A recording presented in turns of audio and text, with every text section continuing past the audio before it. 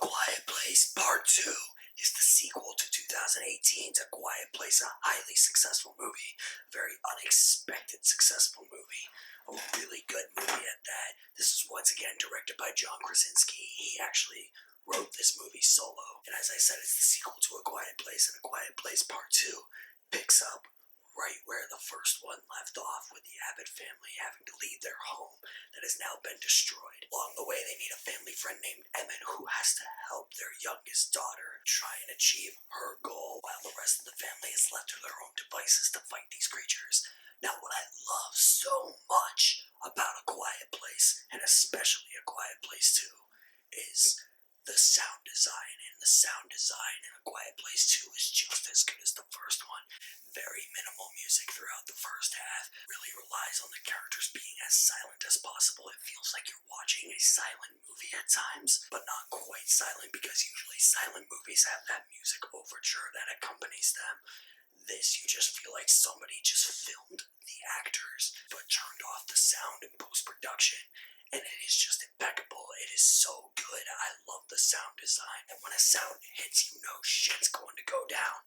It's one of the best parts about both these movies. The sound is implemented, the way it's used, the way it's not used. I just love every editing technique they use with the sound and the sound design. Cillian Murphy appears in this movie. He plays Emmett. He's the family friend.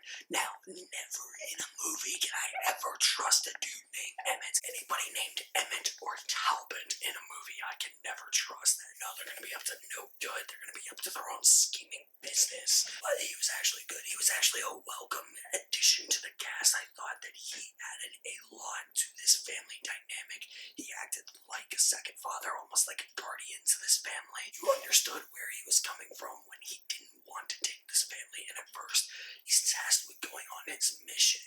You feel like it's going to go one way, but it actually ends up going another way, and I love the direction that they took with his character. Something that's a huge strength with this movie is that we get to see exactly what happened on day one of this post-apocalyptic future, how these creatures came into the world. We didn't get to see that in the first one. That is the opening of the movie, and it is exhilarating. One of my favorite openings to a movie all year, and I just love the camera work. I loved the long takes, the panning from left to right, the sweeping shots.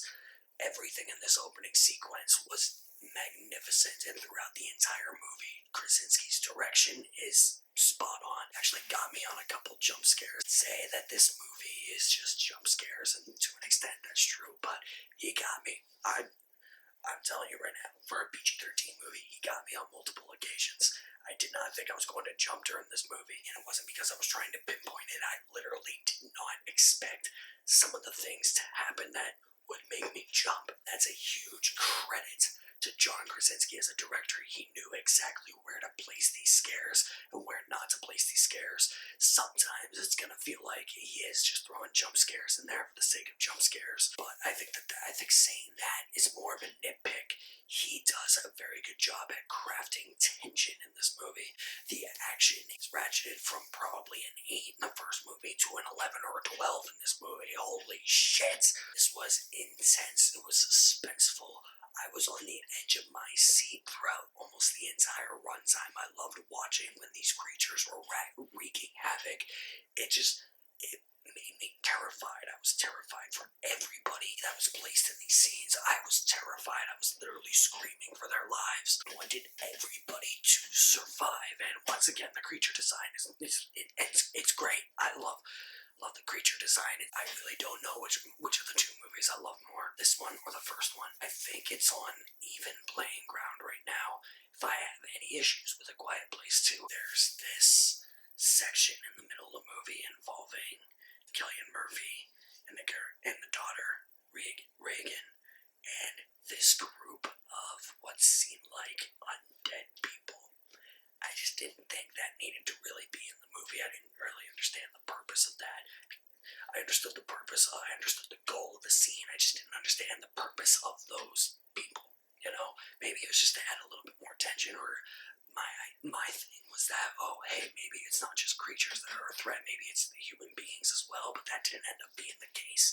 So I just think it was a wasted opportunity in that regard, but still, I really loved A Quiet Place 2. I love the first one. I love the second one. This is how you do PG-13 horror. I am going to say you will really, really enjoy A Quiet Place 2 with a full bucket of popcorn. Alright guys, so what did you think of A Quiet Place 2? I was as quiet as possible in this review so as not to have the creatures come out and come and get me. Whatever you thought of A Quiet Place 2, drop me some feedback in the comment section below. I will leave my link to my website in the description below as well. You guys are the best. Thank you for watching. My name is Alex Madden, and I'll see you at the movies somewhere.